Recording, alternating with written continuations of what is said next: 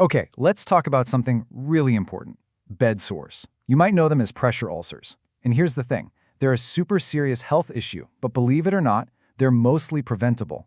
So in this explainer, we're going to break down exactly what they are, how you can spot the early signs, and, this is the crucial part, how to stop them in their tracks. All right, let's dive in. And you know, this quote really hits the nail on the head. We have to take this stuff seriously. A bed sore? It is so much more than just a sore on the skin. Think of it like a giant red flag, a critical warning that something deeper is wrong. Especially for older folks or anyone who can't move around much. It's a signal, a serious one, that there's a breakdown happening, and it needs our attention, like right now. All right, so let's get into it. What exactly is this silent threat? I mean, how does a simple red spot on the skin become something so dangerous? Let's peel back the layers. So here's the simple definition. A bed sore is basically an injury from too much pressure for too long. Just imagine the bony parts of your body, your heels, your hips, your tailbone. If you're stuck in one position, your body weight is constantly pressing down on those spots. And that pressure, it's like pinching a garden hose. It squeezes the tiny blood vessels shut, completely cutting off blood flow to the skin. And without that blood, which carries oxygen and nutrients, the tissue literally starts to get damaged and die. It's that simple, and that's serious. Okay, so there are three main culprits behind bed sores: pressure, friction, and shear. Think of them as a team. Pressure is the big boss, the one that chokes off the blood supply. Friction is pretty straightforward. It's that rubbing, like getting a rug burn from your bed sheets. And then there's shear. That one's a little sneakier, a kind of twisting force. We'll get into that. But understanding all three, that's the key to preventing them. Yeah, let's just hammer this home. Pressure is enemy number one.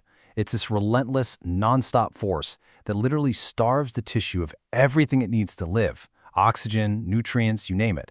And for someone who can't move easily, this is happening over those bony areas that don't have a lot of natural padding. It's a recipe for disaster. Okay, let's break this down because it's super important. Friction, we get that, right? It's just skin rubbing on a surface. But shear is the really sneaky one. Picture this. Someone's in a bed that's propped up and they start to slide down. Their bones, their skeleton, moves downwards with gravity. But their skin, especially over their tailbone, might kind of get stuck to the bedsheet. So now you've got the skeleton going one way and the skin staying put. That creates this incredible pulling and tearing force underneath the surface, ripping tiny blood vessels. It's damage you can't even see at first. So, who really needs to be on high alert for this? Well, immobility is the obvious one, of course. But look at this list. A lack of sensory perception is huge. If you can't feel that pain or discomfort telling you, hey, move, you won't. And poor nutrition and hydration, that weakens your skin from the inside, making it way more fragile. Then you've got things like incontinence, which can damage the skin, or medical conditions like diabetes that mess with your blood flow. It's a combination of factors that can really stack the deck against someone. But here's the good news, and it's really good news. Bed sores don't just pop up overnight. They send out warning signals first, and if you know what to look for, you can stop them. So let's turn you into a bed sore detective. So what are those warning signs? What are we looking for? These things happen in stages, and believe me, catching it at stage 1 makes all the difference in the world.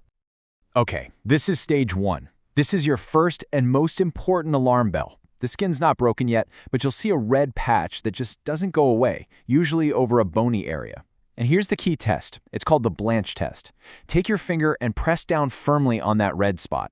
On healthy skin, it'll turn white for a second, then go right back to pink when you let go. But if it stays red, that's a huge warning sign. It means the blood isn't flowing properly, and the damage has already started under the surface. Now, if stage 1 gets missed, things can get worse, and you end up at stage 2. At this point, the skin actually breaks. You might see something that looks like a blister or a shallow open wound. We're not talking about a warning anymore. This is real, visible damage to the tissue, and yeah, it's usually pretty painful. And if it's still not dealt with, it can get terrifyingly serious. After progressing through a deeper stage 3, you can reach stage 4. And stage 4, well, it's a full-blown medical emergency. We're talking about a deep crater in the body, a wound so deep you might see muscle or even bone. The risk of a life-threatening infection spreading through the entire body is sky-high at this point. This right here, this is why catching it early isn't just a good idea, it's literally life-saving. And then there's this category, unstageable. This is when the bottom of the sore is covered up by dead tissue, so you actually can't see how deep it goes. It's like trying to see the bottom of a muddy pond. A doctor or nurse has to clean all that stuff away to figure out the true extent of the damage. What looks bad on the surface could be hiding a catastrophic stage 4 wound underneath. So what's the takeaway here? It's simple. If you see any of these signs, especially that stage 1 red spot that doesn't turn white when you press it, your #1 job is to get all the pressure off that spot, immediately. Move, adjust, use pillows, whatever it takes. And if it doesn't look better in 24 to 48 hours, don't wait. It's time to call a healthcare professional. Okay, we've seen the bad stuff. Now for the most important part, the empowering part. We know how serious these are, but remember what I said at the start? Most of them can be prevented. So let's talk about how to build a rock-solid defense. When it comes to prevention, it really comes down to 3 key things.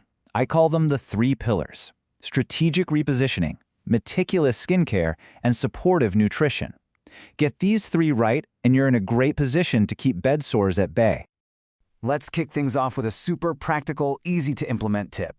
Remember that sneaky shear force we talked about? The one from sliding down in bed? Well, here's the fix. Try to keep the head of the bed at or below a 30-degree angle. That's it. Just that one small adjustment can make a huge difference in preventing that damaging slide.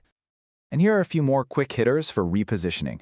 For someone in bed, shifting position every 2 hours is kind of the gold standard. In a wheelchair, it needs to be even more often. Oh, and this is a big one. Do not use those donut-shaped cushions. It seems like a good idea, but they can actually make things worse by cutting off circulation around the sore.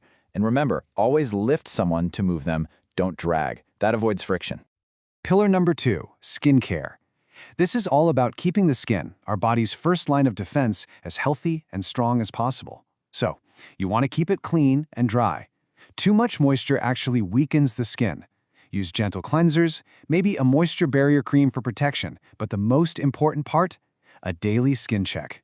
Every single day, you've got to look, especially at those high-risk bony spots. It's absolutely non-negotiable. And that brings us to our 3rd and final pillar. And honestly, this is the one that too many people forget about: nutrition. You can have the best mattress and the best turning schedule in the world, but if the body doesn't have the right fuel, you're fighting an uphill battle. Building strong skin is an inside job. When the body is trying to heal or just protect itself, its nutritional needs go way up. Look at these healing nutrients. Protein is the absolute superstar here. It's the building block for new tissue. Then you've got vitamin C, which is essential for making collagen. That's like the glue that holds your skin together. And zinc is another major player in the healing game. Getting enough of these is like giving your body's repair crew all the best tools. And just to put some numbers on it, healing takes a ton of energy. We're talking about 30 to 35 calories per kilogram of body weight each day. Now, you don't have to do that math yourself, but it's a fantastic number to bring up with a doctor or a dietitian. It gives you a real concrete target to aim for to make sure the body has enough fuel in the tank to heal. So as we wrap this up, let's bring it all home. You know, there are fancy mattresses, special cushions, all sorts of creams, and they can all help. But they are not a substitute for care.